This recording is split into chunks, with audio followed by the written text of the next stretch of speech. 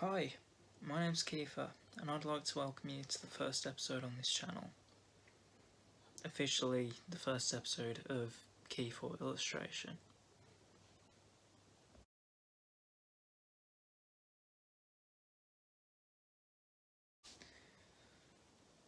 Now, there are a few things you need to know about me. First thing, I'm a nerd. Secondly, I'm into anything alien, sci-fi, fantasy, but I tend to remain around the superhero mark.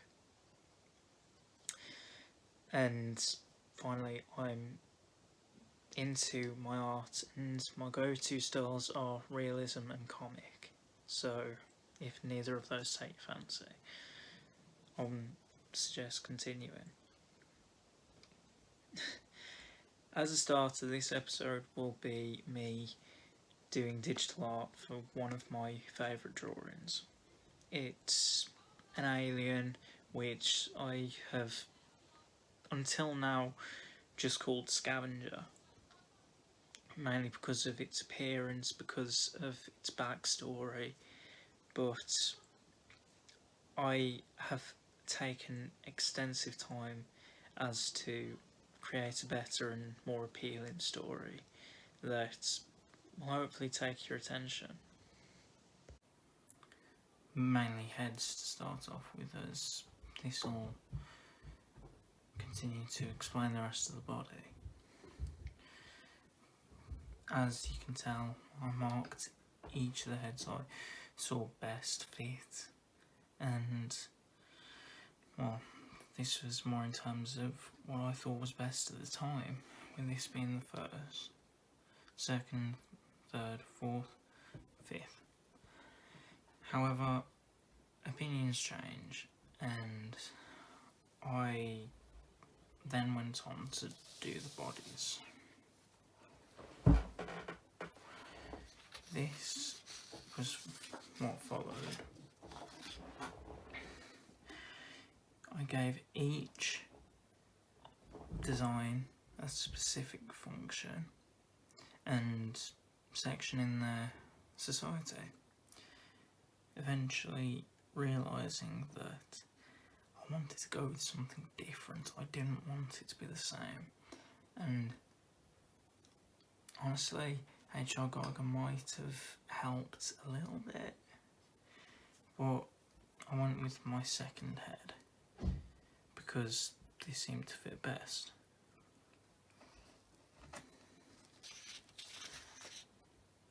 After this came the finished drawing, and I hope you enjoy it.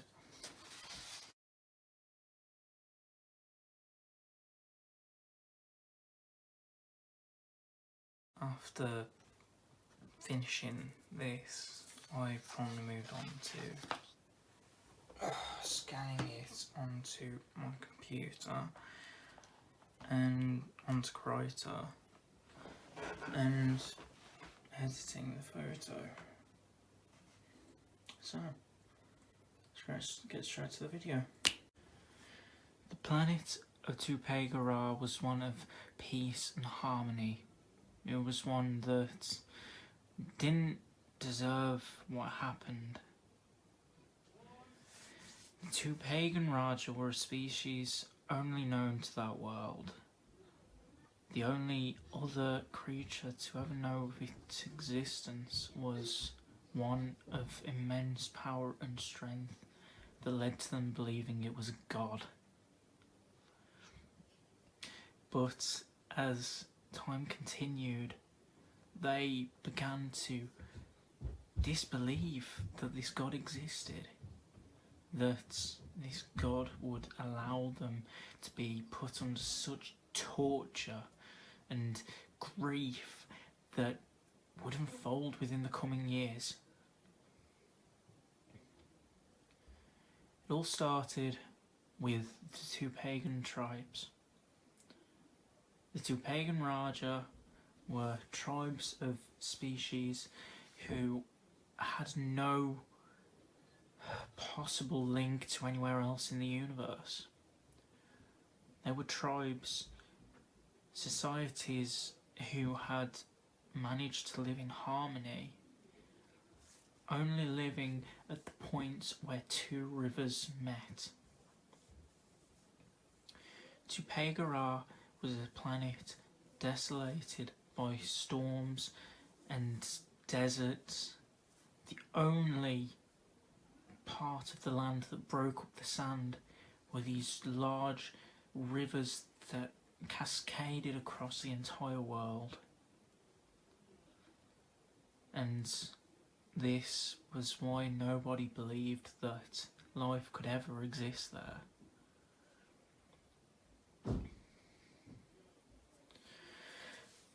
All of a sudden, a breach through the atmosphere, an ozone layer broken by some large metallic, what appeared to be bird. A creature that was metal, shining, glimmering like a star. Written on its side was CL624. Nobody knew what this meant, but with their submissive nature, they just accepted that there was someone else there. The ship landed, and whoever was inside was greeted happily by the two pagan Raja. Their tattoos symbolising the peace that they had sustained on the planet and hoped to extend it out in a hand of friendship.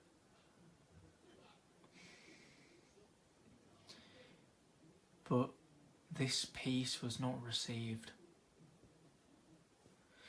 as the colonisation crew cascaded onto the world.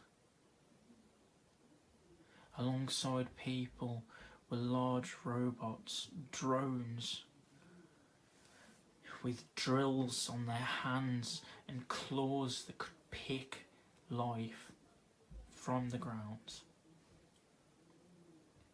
It was with these terraforming drones that the people of the colonisation vessel took over, reaching down and picking the two pagans from their stones, wiping away the sand that represented their homes, and in replace, large cities were built. Large dams would stop the flow of the river in such a way that meant they could only use it for themselves. In the centre of this city, a large beacon, one that meant hope for the humans, one that meant death and destruction for the two pagan Rajas. Now, these creatures were used as slaves, despite the fact that they were 2 times taller than any human. They became savage. They became shells of their former self. They became something that was unheard of on their planet. Their god, a creature who was said to have held the rings of Saturn on his shoulders, had forsaken them. And these humans were a new, more dangerous god, of the likes that could travel to far reaches of the universe and take over the worlds that they chose.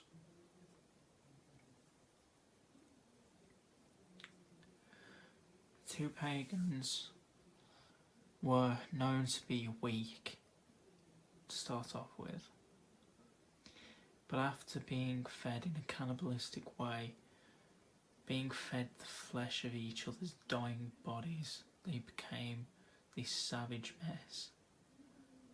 They became driven for flesh, for the blue blood that each other held within their veins. They were used to lift heavy objects, and when they failed, their limbs would fall and be replaced by bionics. These weaker soldiers, as they were called, were used to work in factories, while the stronger members would be forced to fight in existential battles between one another, killing for sport, being watched by the many colonisations that would be held on the world. It was true, these humans didn't know that there was life on this planet, but when they found out there was, it was beyond disbelief. It was disgusting. They put a species of peaceful creatures against each other. They used them for war against their own kind. The colony didn't stop at one city. Those who were strong enough to make the journey would be used to drag huge mounds of metal across the desert to invade the other two pagan strongholds. And once there, the humans would let loose a horrifying array of weaponry.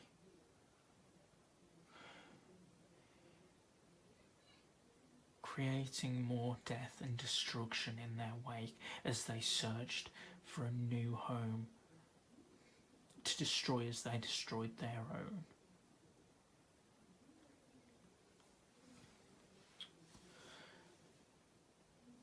But in these dark times, a single creature escaped. A higher member of the species, known as a chief only by name. In stature he was weak, but in strategy he was strong. He pretended to be dying as the humans took over. And when they carried his body, trying to remove him, he waited until the second the humans turned around. And then blood. The creature ripped his head clean from his shoulders with nothing but a jaw. The others had been captured as he was and had their mouths sewn shut. But with enough strength, he escaped. This member of the two pagans lay in hiding. He wanted to go into the other tribes and warn them. But a thirst for flesh, a thirst for nourishment that came with the two pagan flesh, forced him to stay around the remaining strongholds of the city, cargo holds that held nothing but dead and dying bodies. It was no life to live, but he knew he would have to, in order to save the people and the species that he loved so dearly, and to pray to a God who had left them at this point. The two pagans were close to death. There was no stopping that.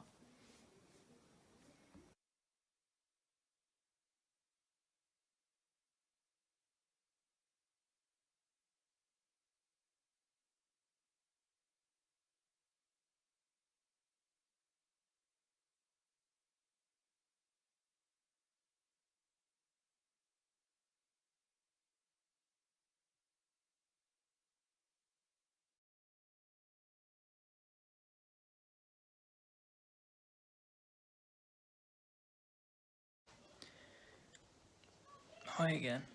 I hope you liked the video, and if you did, please be sure to comment and subscribe.